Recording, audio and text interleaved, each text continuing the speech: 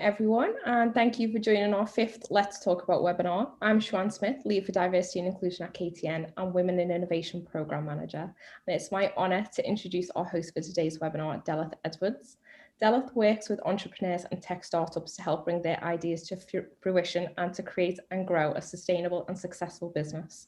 Working with the Science and Technologies Facilities Council, Business and Innovations team, she supports businesses to access a wide range of facilities, specialist expertise and networks, as well as funding through partner organisations.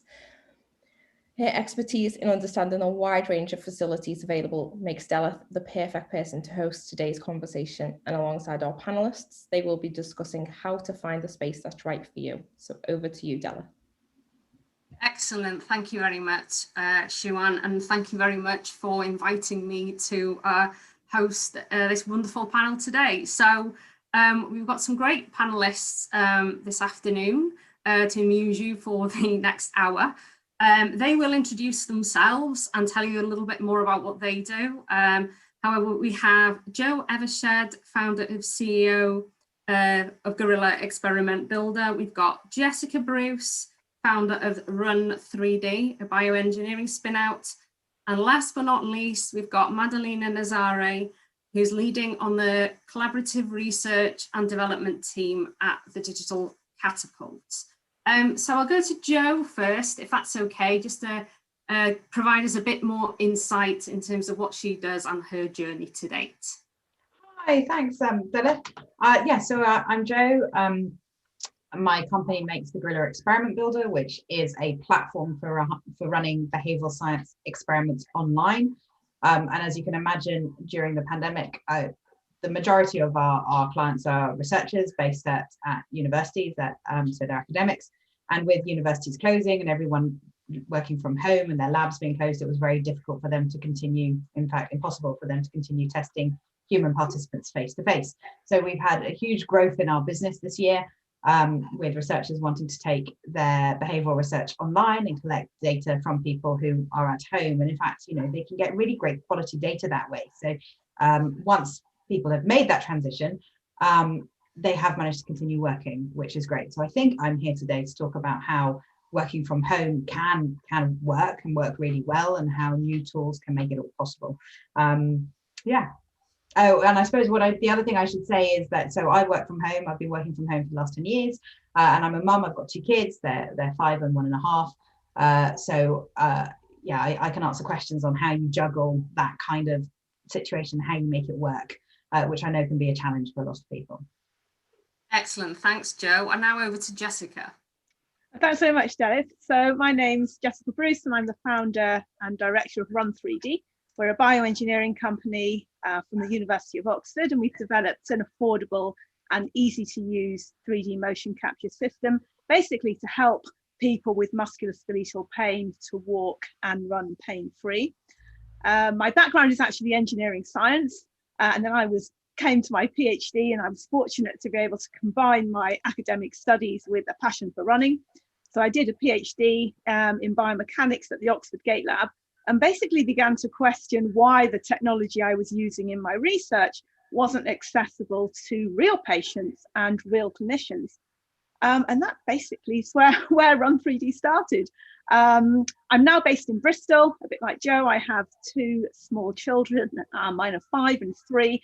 They're currently bribed with biscuits and CBeebies next door, so they'll be quiet, hopefully be quiet during this webinar. So I'd be absolutely delighted to kind of talk about how I've made it work with them now, both being at home and trying to homeschool them as well. Thank you very much. Excellent. Thanks, Jessica. And last but not least, we have Madalena. Thank you very much, Delith. So I'm Madalena Nazare. Currently, I work with number of digital businesses who come to the Digital Catapult often and before the pandemic physically. Now we assist all of them remotely, and we offer access to our testbed and facilities. Think 5G connectivity, AI, compute power for training all those complicated algorithms that you are all aware, and the other two panelists have businesses in we've been shipping actually to some of the experimenters some of our equipment from the immersive labs to be able to help with some remote experimentation. So throughout the period we had, with an increase of demand for digital, we had to provide that support very swiftly. And I personally also work from home. I guess I'm in the privileged position to have to share my space only with my partner, who fortunately has a job that does not involve a lot of Zoom calls, because otherwise I think by now we would have been separated. But that to say, I think I have now started to gain much more of an appreciation of personal space and privacy when carrying out business. Thank you. Excellent. Thank you for that, Madalena, and thank to all our panelists for their introductions there. So I guess without further ado, we're here to talk about finding the space that's right for you. So obviously, you know, many businesses, all businesses start with a good idea, but I think, you know, when we talk about innovators, they probably need more than just a home office or a base to work at home. And actually, so what we're going to kind of focus on for the next just under an hour is kind of discuss, you know, those kind of office research facilities, location options that there are for startups, specifically in science and technology and engineering, which is, you know, the backgrounds that our speakers have today, and will bring their perspective into this. So before we go into the kind of the questions, I just wanted to say a little bit more about kind of my role and how it fits into this. I'm not an entrepreneur. I've never been an entrepreneur, and I'm not even sure whether I want to be one. However, my role is very much on the other side here. I'm the one that's kind of offering space and support in the place where I work. I work for the Science and Technology Facilities Council, STFC for short. We are a national research council, part of UK Research and Innovation. But I operate, when I can go into work, I operate on the SciTech Daresbury campus in the northwest, so equidistance between Liverpool and Manchester. And there my role is purely focused on supporting technology startups and early stage businesses to develop and grow. So they can be anybody from, I'm just starting out, I've got no money, but a great idea, can you give me a hot desk? Or they might need a flexible lab or some office space because they've got staff, you know, they've moved from the bedroom, they need a bit more, and they've got some funding, they know they need support.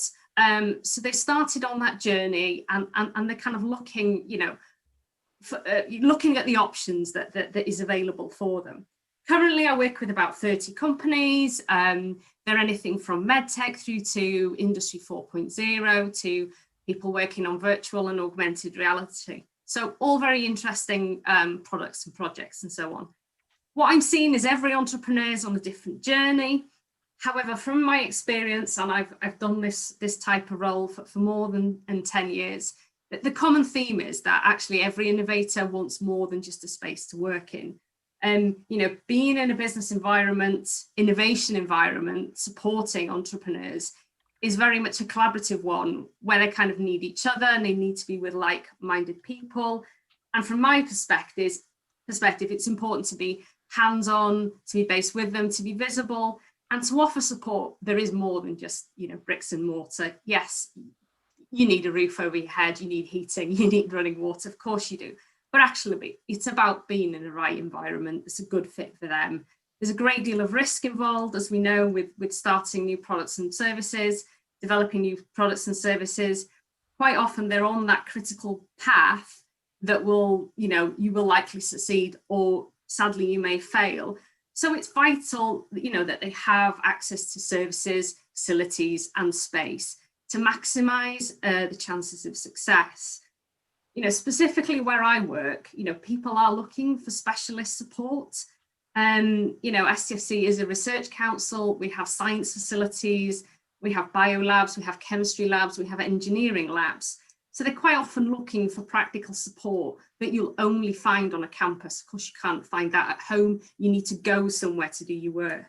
You know, I work in partnership with organisations such as CERN and the European Space Agency, where we provide funding for these entrepreneurs to develop products and services in line with CERN technologies and developing services and products related to high energy physics, or it's about space technology. It's niche and it's specialist.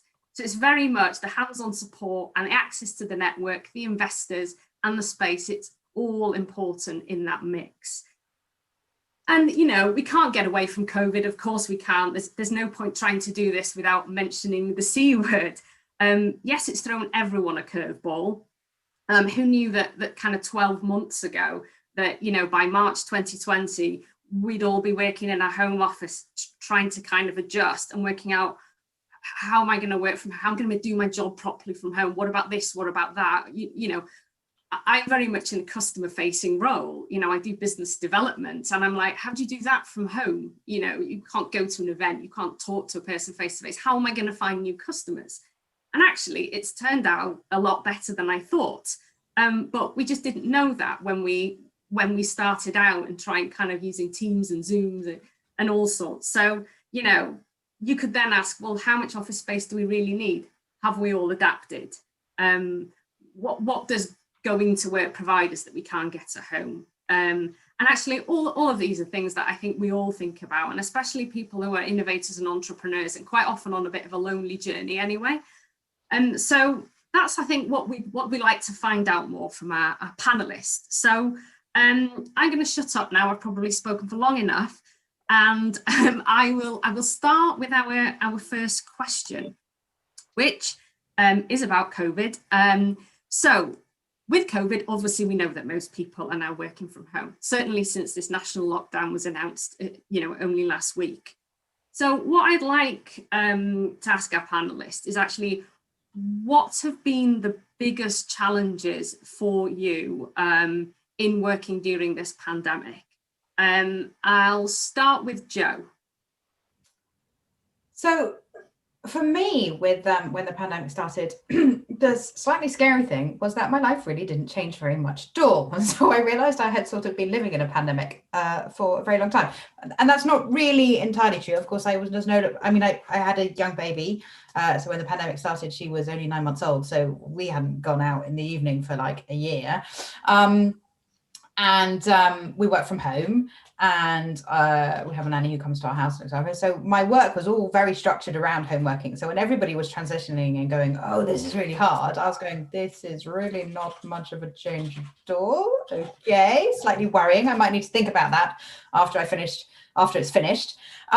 Now I am actually finding it quite wearing, because, you know, the bits of the time when I did leave the home and meet up with friends at the weekend and meet up with friends in the evenings, like all of that is so nurturing, right? Like we are all deeply missing the human connection of seeing other people and having physical contact with other people who like all the way from the spectrum from like work with and like all the way to like adore and really want to see. You know, I had Christmas Day with my mum and we sat outside in the garden because we were being really cautious. So for me, I think the biggest challenge of the pandemic has been to work out how to continue to foster really strong relationships. Like all business is based on relationships, particularly small businesses, particularly innovators. People don't buy from you because they believe in the product. They buy from you because they believe in you and they want you to succeed and they believe in your vision. You sell them a vision of the future of the world and they want it, right? But that you get so much more of that when you meet somebody in person. So one of the things we've done sort of within our team is we're putting in more morale building activities and interactions to make sure that we don't end up with just transactional relationships of I need this from you, you need that from me, let's just do business. You need to put in that space for human connection. That's really, really important. The other thing that I found happened with the pandemic is like for me initially, exercise went out of the window. I like the business was booming so much. I was just scrambling to keep up. It was like that scene from Wallace and Gromit when like he's on the front of the train laying down the track in front of him going, ah! So that was my experience at the beginning of the pandemic. And then my coach, and I have an amazing business coach, and like turn it around, it's like, you have got to take control of your day. Like, what does your perfect week look like? And you need to be the primary driving force, not just in your business and what your business is trying to achieve, but the primary creative force in terms of your timetable, because you can't make more time. All you can do is choose where you put your attention. So I have my perfect week drawn out now, and 11:30 to 11 o'clock every day, me and my husband, we go for a walk and we talk about the business, we talk about the team, we talk about the kids, we talk about our marriage, and we make sure that all of those conversations happen while we're having a brisk 45-minute walk. So worst case scenario, like, the most important relationship that I have has been nurtured every single day with my husband, and I've taken some physical exercise, like the minimum that is required. And that is essential. Otherwise, you're going to lose control of everything. Excellent, Jo. It sounds like you've got it nailed. It's like taking a lot of iteration to get it right. Like, you have to find the thing that works for you. But like, that's the thing, that like, if I know I've done that every day, I know everything's okay. Yeah, and it sounds like you've put a lot of structure in your day, and as a result, obviously, that's made a massive difference. I know, Jessica, you're in maybe a fairly similar situation into Jo, that you're an entrepreneur. You've also got young kids at home. You know, what's been the biggest challenges for you then? I think for me, you know, I had this routine all set up. I, you know, get the kids to school, I'd sit down, and then that was my time and my day. All of a sudden, I'm faced with this, oh my goodness, I've got a 5-year-old and a 3-year-old at home all the time. I don't have a nanny, and my husband's an orthopedic surgeon. So his day is typically 12 and a half hours long. So I'm effectively homeschooling, running a business as a single mum of 2. I suddenly found myself in this position. And whilst we kind of try and have a structure in the day, for me, I think actually what works best is just kind of, you know, I have these are the jobs that I want to get done today, and I write that very early on in the morning. And then I kind of have to play it by what the kids are doing, right? If they've suddenly gone upstairs to make dens for 2 hours, wow, that's my opportunity to sit down and get that done. Whereas if they need my attention, then I have to be, you know, a little bit more flexible. Obviously, kind of when meetings are scheduled and things like that, I do put the television on, and I don't feel guilty about it, you know, because it needs to be done, and that's my, you know, my time and my way of doing it. Like Jo, I'm a bit of a fanatic runner, and actually running still is my coping mechanism in a way. It's where I structure my day. It's where I think of, okay, this is what I'm going to do. And so I'm a very early riser. I get up at 5, which is an amazing time of the day if you want to be productive. It really is, because you get no phone calls, you get no emails, nobody bothers you. So that's when I write my to-do list. I then go for a run. I'm back by 10 miles before 7 o'clock, so before my husband goes off to work. And that's it. I've got a clear head, I'm focused, and I'm ready to take on the day. I must admit, there are times at the moment where I feel that I'm kind of just going through the motions, you know, when I'm not working, I'm looking after the kids. When I'm not looking after the kids, I'm working. So it doesn't feel that there's a huge amount of time for anything else, but it's only for the short term, hopefully until the middle of February when they go back, and things get back to normal. That's kind of like the personal side of things and how I balance it. And then I guess you've got to look at the business side and how you deal with your team, who are also in a similar situation, right? They've all got young kids as well. And I think that what's working for us, and again, this has kind of evolved as we've learned over the past year, which is that we all have to adapt to each other's flexibilities, right? And when a time when you're being productive might not necessarily be a time when somebody else is being productive. Maybe they've got 2 small children clawing at their legs at that time. So it's just, you know, just being aware of that. And what I tend to do is kind of say, okay, here are the jobs, let's try and get these done by the end of the week. I don't care. I've got one employee who starts work at 4 o'clock in the morning, and she's normally done most of her to-do list by 11, and others who prefer working in the evening, and that's fine. And we've worked around that. Of course, essential meetings take priority, but in general, here are your jobs. I'm largely flexible as to when you want to do them, and that's worked for us. Yeah, I think it's that appreciating that we've all got different demands. We all have to work to different schedules, and it's just kind of having that appreciation and understanding, especially, you know, in the current climate. So Madalena, I mean, what would you like to add to this in terms of the biggest challenges from working from home? I guess a lot of similarities with what the ladies already said, but I guess for us it was quite difficult to integrate new team members who started working during the pandemic with us, and you can't do the usual let me take you around the office and you will say hello to everyone, and within 1 hour you might spot at least 2 people you can be buddies with and, you know, click on and have a chat and have a coffee and find out all the gossip early in the morning whilst you fight for the coffee machine. And that's essential, right, to people getting to understand the culture of the organization, how things work, where things are, and all of that. So one solution we came up with is, okay, of course, I mean, your manager is also only one human being, and they cannot deal with everything. So we buddied up people a bit more based on actually their personal interests rather than their work titles. So, you know, when we knew people were in similar industries, or we knew, oh, they like similar sports or things like that, that's how we grouped them. And it worked quite well. Actually, the other thing was similar to what I heard before, is like structuring the day and making sure you're doing other things. In the beginning, we all went crazy, and you know, the 8-hour day became 10, 12, 14 hours plus.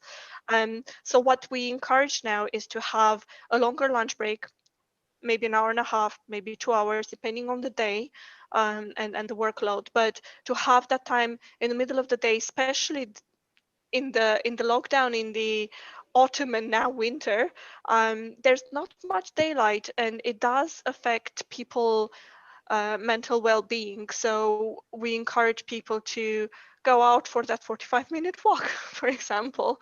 And I personally started doing yoga after, I mean, I'm still probably like 10 kilos heavier than what I started the year last year. But yoga in the morning and yoga in the evening helps me cut the desk situation, which seemed to prolong forever. So that was me.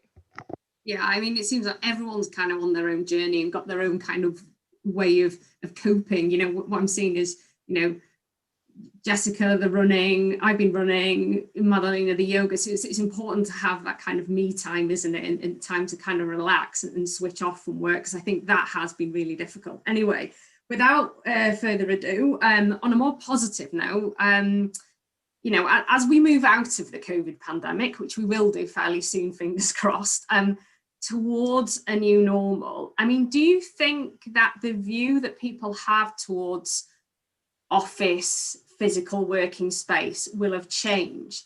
And if so, what do you think is the better solution going forward, now that we've got the benefit of this kind of working from home, hybrid working? You know, what should the future hold? I'll start with Jessica this time. Yeah, I was actually going to have a chat with you, Jo, there, because I've actually been working from home for 5 years now. We moved to Bristol 5 years ago because of my husband's job, and I've based myself from home with the 2 children as well. It works for me. And I used to be embarrassed, right? I'd have these phone calls or Zoom calls with people, and I used to try and lie that I wasn't actually at home. You know, yeah, this is my office with a nice straight wall behind me. Whereas now I just think the whole perception of that has changed. And I think that's so good, because it really, you know, home working is so much easier for people if they've got young children and they want to continue doing what they love to do in their jobs. But sad, you know, maybe in some circumstances they can't. Whereas now I think just because we're accepting it a lot more, and I think that's one really positive thing to come out of it. I no longer feel embarrassed by having the odd child at my leg, because that's now the new normal and the new accepted. That said, I do tend to balance my home working, and it sounds a bit like you do as well, Jo, is that we visit our clinics. right? That's really important to maintain those customer relations. And so I kind of have a strange setup where I'm either at home or I'm on the road, as it were. And I think that actually balances really nicely. It makes me, gets me out a little bit, obviously not now that we're in lockdown. But as you say, I think some relationships really do need that face-to-face contact. I have a really good example, actually. We went in December, before it locked down, we're doing a project with the Advanced Wellness Research Centre in Sheffield. And we've met all the academics. We're kind of partnering with them on a project, and we've met them over Zoom. But it's you kind of perceive people and you address them so differently after you've met them in person that first time. My emails to start with used to be very formal and polite, whereas now we just have a very different relationship because we've just spent 2 days together, testing in the lab. So I still think it is important to meet people in person, but I also think that home working will become a lot more accepted. Yeah, I mean that you can't really replace that kind of human interaction, human element, where the technology is great. You've got Teams, you've got Zoom, you've got all sorts of platforms that enable people to talk, to network, but it's that kind of, should we have a coffee, or that kind of chat by the water cooler. There's kind of ad hoc conversations that you might have in work, or with colleagues and so on. And Madeleine, what's been what's your thinking in terms of how we'll move into the future, or how do you think that would be best served? I'm a big fan of the augmented human. I think we're clever beings, and we're assisted by technology that's becoming every day more clever. I think the spaces will have to undergo adaptations, though, in different business settings. Because the reason why we were very successful at transitioning when the whole COVID situation started is because everybody was in the same situation. We were all at home, we were all connecting to Zoom. The challenge in my mind will appear when you will have to mix the physical and the virtual realities, and you may have 3 people who are in the office and 10 people working from home or different corners of the world. And I think the way we design conferencing and design terminals and interact with this type of materials will evolve. And I know there's a bunch of digital businesses who are doing exciting work in this space, from following your eye movement in real time to haptic feedback when you interact with different tools. But I think I agree with Jessica. The working from home will continue, will be more accepted, and we will have to make better use of the technology and integrate it within the workplace to enable this type of work. Yeah, it does feel like a hybrid sort of situation is the kind of thinking, and the way forward as I think as it stands. What about you, Jo? What's your views on this? Yeah, so sort of very much in agreement there. I think that while we're all online, that's a lot easier than when some are together and some are online. That's going to be harder. And like Jessica, like I chose to work from home with the view of having a family, wanting to see my kids grow up and being able to be there, so that when they come back from school, I can say hi, I can have tea with them, and that I'm fitting my work around family life rather than somebody essentially owning my time for the core part of the day when my kids are awake. I just think that's just so hard for working mums and dads, and Nick, who I work with, he sees so much more of the kids than many dads would see as well, because we can have lunch with them every day if we want to. So I think once so many more parents have experienced that greater flexibility of closeness with their family, they're not going to they're going to want the schools to reopen for sure, but they're not going to want to lose that ability to say hi to them when they come back from school. So I think you're definitely going to want to see parents wanting to work from home some of the time. But we are also going to want to have some office spaces. They might be different office spaces. I think the way we'll do it in our team is that we'll have for sure quarterly offsite meetings where we'll get the whole team together in order to build those relationships. That might end up being once a month. I'm not quite sure what the cadence will be at the moment. So far, we've only managed one of them when the COVID numbers were really low and we could get everybody together. I think the other thing to really be aware of is the differences for more senior people and junior people. I have a nice house, I've got kids, I've got a garden, I've got space for an office. Some of my more junior staff, they're in, a 1-bedroom flat or 2-bedroom flat and then shared space, which they share with other people. It's really difficult for them to carve out like nice home working space. So and I remember being 20ish years old, I worked for Shell, which had the most beautiful offices with lots of great facilities. You're wanting to go to the office because you're wanting to meet other people. You want that rich social life as well. So the needs of somebody at my stage of life versus the needs of a fresh graduate are completely different. So I think we're going to need to find sort of like shared office spaces are going to become more important. And maybe shared office spaces around, as Madalena was saying, around themes. It's like, this is a shared office place for people in tech who like cycling, right? And so then you get like these groups of people coming together very organically and strengthening those relationships. Or here's an office space for people in the wellness industry, so that you're meeting people who are like-minded, or maybe you do it around hobbies.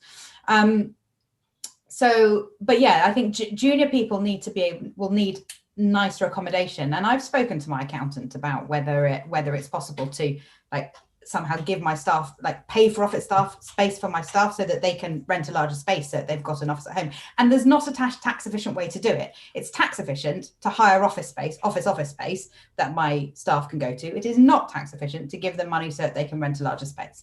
And that, I think, if this persists and people want to work from home I think we're going to have to see a change to the tax laws to make that work, because it's such like the benefits to society of fewer people commuting, fewer people on the roads, fewer people on public transport, more people being able to put exercise into their day, more people not developing musculoskeletal problems because they've got that exercise and not becoming a cost of the NHS. Like, we have to make this work. But they're like, and tax incentives are always a great way of making that happen. Yeah, I think that was my main points that I wanted to add.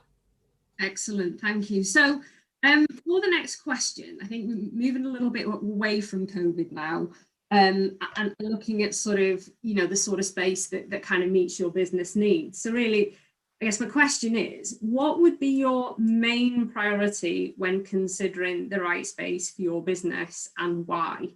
I'll go to Jessica there first. That's a really hard question, because I've kind of worked from home for 5 years. But when we very first started out, we were just two of us, myself and physiotherapist, and we were going to set up our own clinics.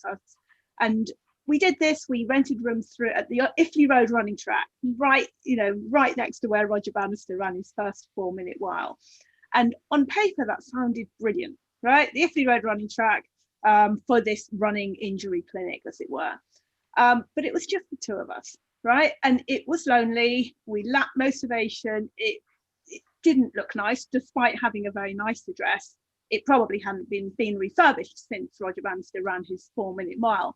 And we decided very early on that wasn't, that really wasn't the place for us. And then we moved into a much snazzier, high-end clinic just down the road. So I think, you need to find a place that just addresses your needs. Okay, for us, we needed people. We needed a very flash looking clinic. We were selling a very high-end service.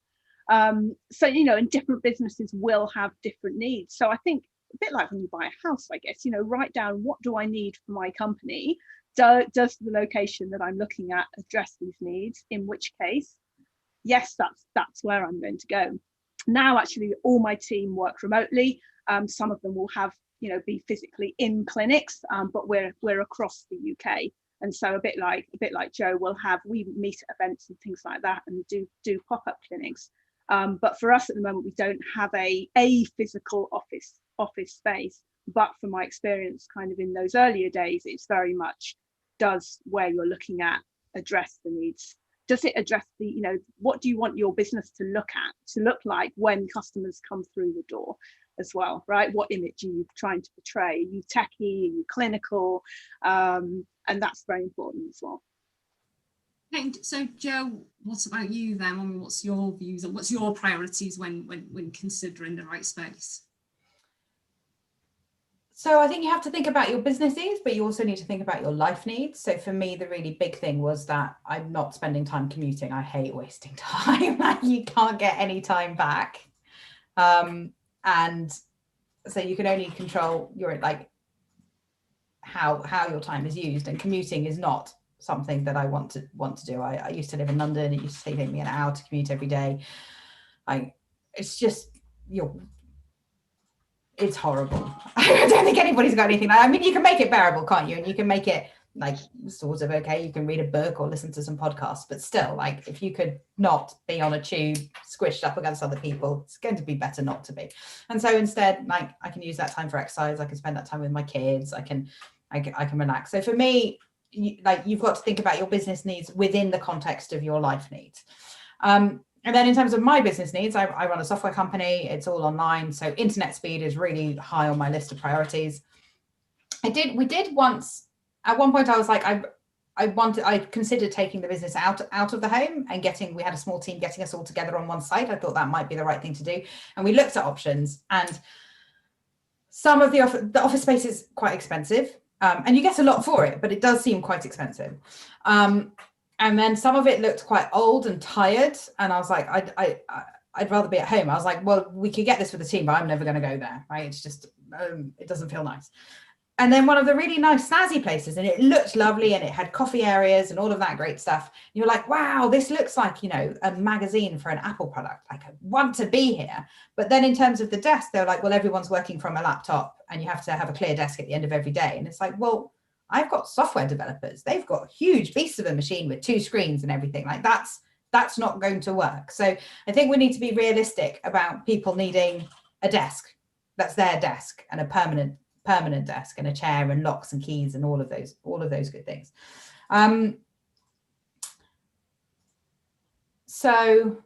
But what I do miss now, one of the bits that I find challenging from working from home, and is sort of my next sort of developmental goal for myself as a leader, is building my network with, like, personal network with other SaaS leaders.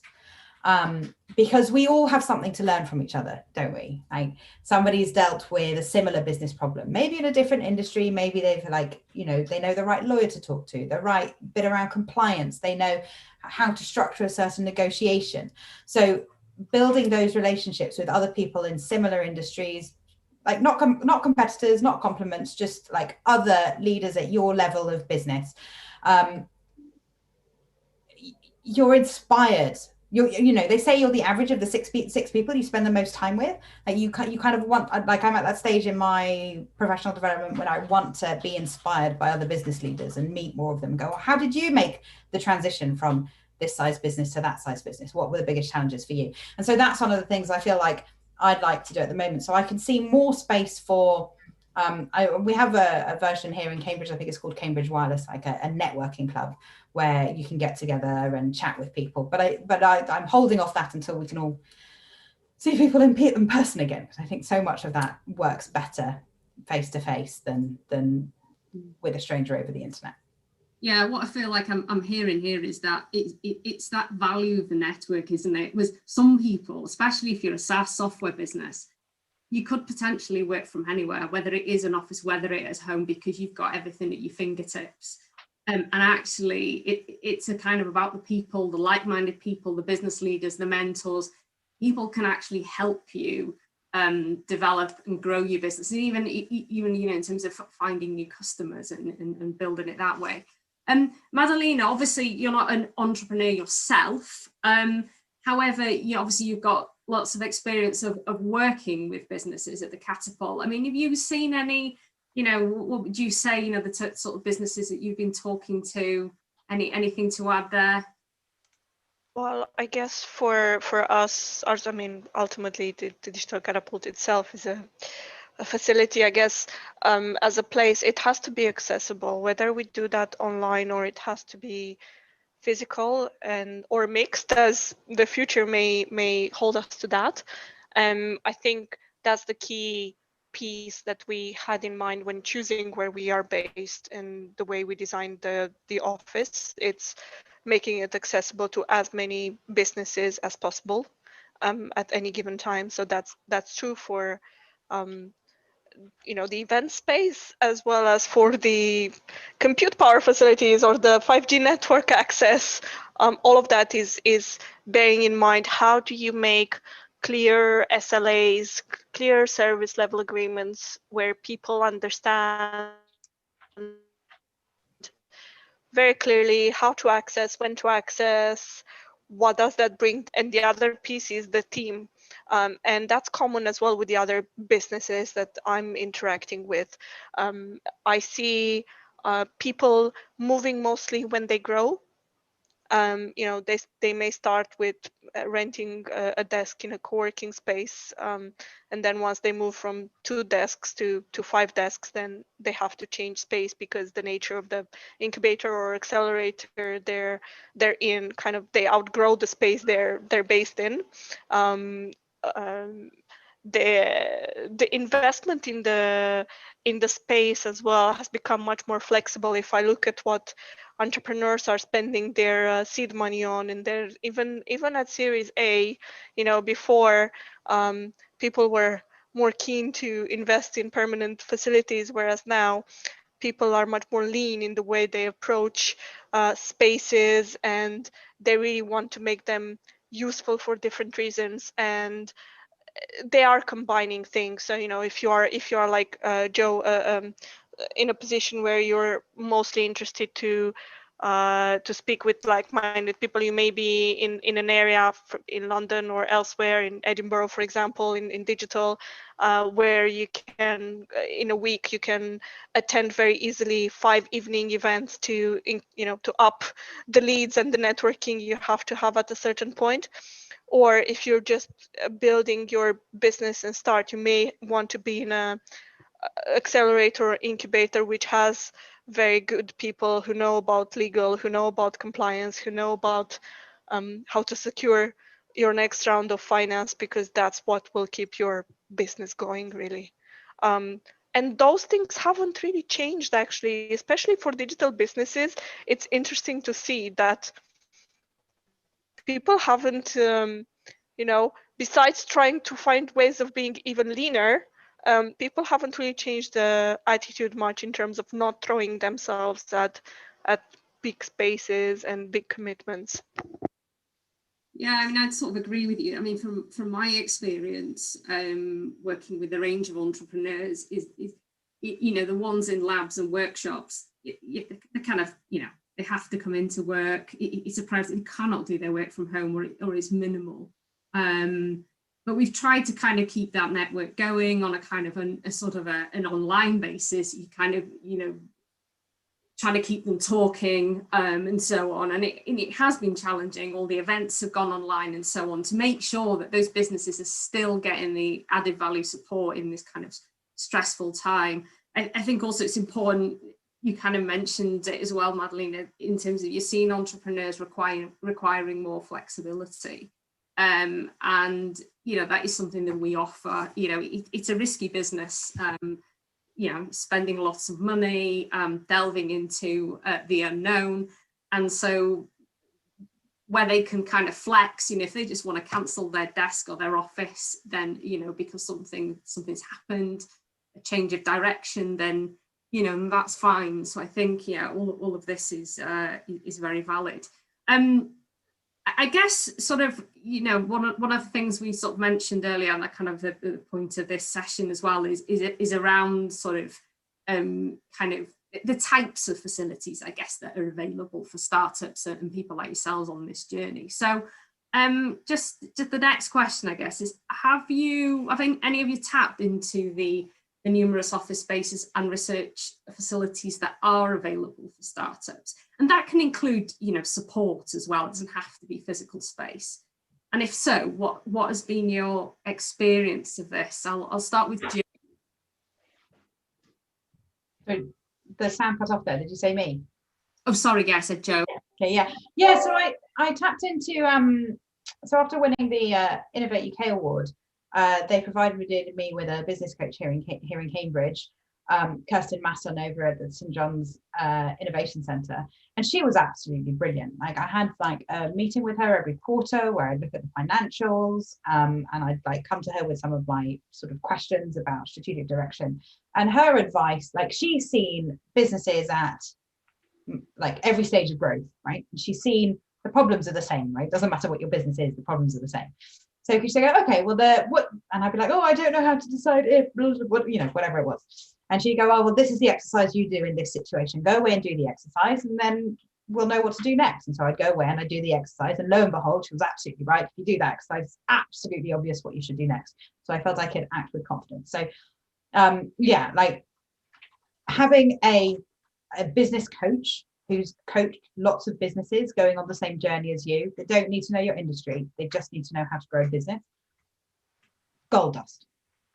Absolute gold dust. Because you don't misstep. You don't spend months going off course, going, oh, well, maybe I should do this. And then, oh, no, that was wrong. It didn't work. They're like, no, do this exercise. This is the right exercise. And this is the right action to take. Yeah, I think I can relate a little bit there, Joe, with kind of networks and things like that. And let's say the Innovate UK programme did open doors to a huge network of people. We've also been kind of very fortunate because I spun out from Oxford. Again, they have a huge network of people, and very right at the beginning when they introduce you to investors, and then when you get the investors, then you have access to their networks as well. So, you know, I can't overestimate the importance of, you know, selling yourselves really to these people and going to talk to people, right? Ask them questions. And I can remember, you know, back in the days where we were allowed to go to places and events and give presentations and things like that. I'd always say yes, you know, even if it was a relatively small, I don't know, Oxford University STEM society or whatever, because you never know who you might meet. And got a great example more recently, actually, where we do the national running show. We take a huge setup and sell assessments over a weekend. And a PhD student came up to me and she said, there's no way you're doing 3D gait analysis here. And I said, well, yes, we are. You can see it. And she said, well, I'd like to introduce you to my supervisor. She was just coming to the end of her PhD, which she did. And this has kind of led to this incredible research partnership with the Advanced Wellness Research Centre in Sheffield. And, you know, it's just through talking to people and accessing those networks. And in a way that kind of leads on to more physical spaces as well, because through that we've had access to this incredible centre. And back in December we went up to Sheffield, just that little lull period where things were allowed to happen before they clamped down again. And we were able to access their labs and collect some incredible data as part of a kind of joint partnership together. And I've had similar experience with Oxford University as well, because obviously I have links there. So we're able to access their labs and spaces as well. So again, kind of just ask there are opportunities out there. It's just about a lot of the time talking to the right people and knowing who to ask. I'm afraid I don't have any experience with kind of renting kind of office space or research space that's available to startups. But from a facilities perspective, there are lots of universities out there who are very keen to collaborate on projects with you. So just reach out to them if they've got a special interest in the area that you're working in. Yeah, we had a similar excellent relationship with UCL. So I was an UCL alumni and they were one of our first clients. Yeah. And, you know, UCL is always trying to increase its outreach and show that it's delivering value to its community of behavioral scientists. And I wanted to, you know, enhance the conversation around online research methods. So I ended up chatting to the Vice Dean of Innovation and saying, hey, could we host a conference together? And that's what we've done we've done 2 of them now in 2018 and 2020, and we'll do another one this summer. The first one was using UCL facilities, and we made sure that all of the UCL students could come for free. So that was part of the deal. But the online one is free for everyone, and everyone talks. And like, there's so much value to be created in putting the right people together to have the right conversations. Like, we know we're only 6 degrees of freedom from everybody else in the world. But how do I get to have that conversation with that one person who's going to unlock everything? But if you're out there having those conversations, making it clear what you're about, everyone, like, people want to chat, people want to like leave the world, like add value into the world, and lots of people have got something to contribute. So like I've got problems on my desk that I'm constantly trying to solve. And if like you're somebody out there who thinks you've got a solution to one of my problems, and you can come to me and say, like, absolutely guaranteed for X amount of money, this problem that you currently have will go away, be like, yes, please, because we're all time poor.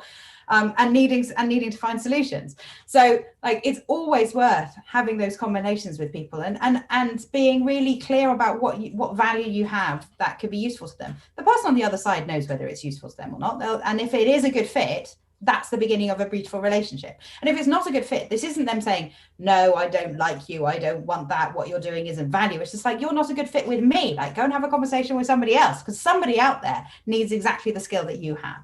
And I think that's really important for everyone to believe, is that they've got something really valuable to add to the world, and you're just trying to find the right person who needs it. And I think as well, kind of going back to the kind of university collaboration side of it, they do want to collaborate with businesses. There are opportunities out there, and there's lots of funding, and I'm sure that Innovate UK and KTN will be able to back us up on this. They want these relationships to take place, and there are funds out there that will encourage it and support kind of research project partnerships between universities and companies as well. Yeah, and I think it's also worth noting that because of the pandemic, a lot of these kind of funding bodies and programs have pivoted to support businesses in a way that's kind of to support that kind of business resilience, to ensure that businesses can survive the pandemic. So yes, there's still a plethora of support there for startups and people doing research and development. But I think what I've seen over the past sort of 10 months is that emphasis changing, and to ensure that actually we can still support, startups, established SMEs of all shapes and sizes.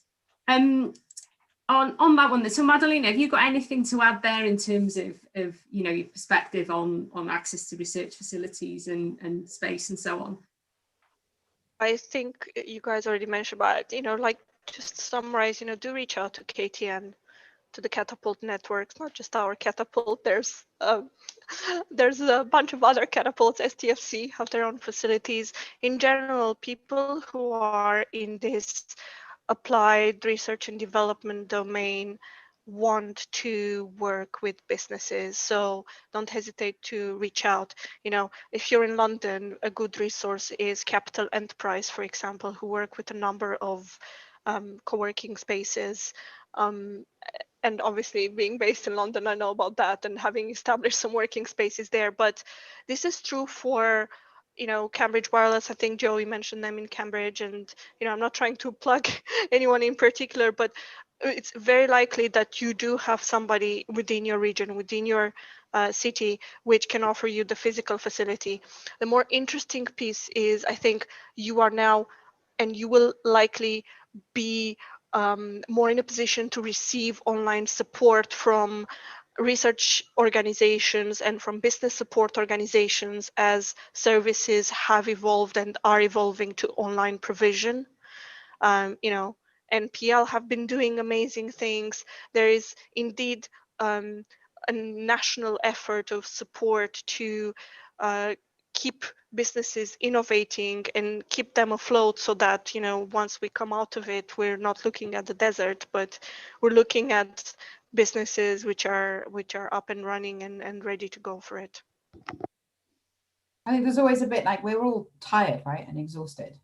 It's the last year's been grueling, but when the restrictions ease and the vaccination comes out, and we're likely to see this explosion of growth. You don't want to go into that period of explosive growth tired and in a bad place. You want to train, like, be like an athlete, treat yourself like an athlete who goes into like a competition in your best possible form. So I think it's really important to continue to pace yourself and to continue to rest and recuperate and train and learn, so that when restrictions are eased and when we can go back out into the world, we can make the best use of that time. Excellent, thank you, Jo. As we've only got a few more minutes left, I've just noticed that we do have a question here from the audience, which kind of relates to what you just kind of mentioned there, Jo. Obviously, it's less expensive to live outside big cities. So do we think as people can work from home more, people might sacrifice the cities for bigger spaces to work from in the country? I don't know, has anybody got a bit of insight there? What do you think? Got a couple of minutes left. I think it's a really great idea if you can make it work. I think it would be a brilliant thing to encourage, because you could create regeneration and bring wealth into areas that are otherwise disadvantaged, and it could reduce the amount of inequality between different geographic regions. I mean, it's sort of potentially unsurprising, but we've got Oxford, Cambridge, and London here. Like, that's the golden triangle of England, and there is the whole of the rest of England and Great Britain as well. And we need to make sure that there are opportunities across the whole union. I think the bit for me that would always be challenging is, where do you have fast internet? So here in Cambridge, we're about to get super fast, like, fibre optic broadband, which I'm really excited about. That's really going to help my business. I know some of my staff want to move further away from Cambridge in order to be able to buy a house at cheaper prices. Excellent idea. And I'm like, that's absolutely fine. You need to have super fast broadband. That's my only requirement, because I don't want you working from somewhere and not being able to be on the group calls with sufficient quality. So, but that's infrastructure, right? That's the government infrastructure. They can lead on that. They can put it in place. They can make it so that Catherine Baker's very sensible suggestion is possible.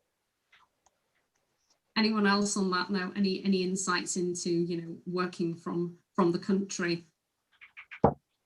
It has happened. We've seen it. Well, with digital, it had been a trend for a while. We've seen it even more.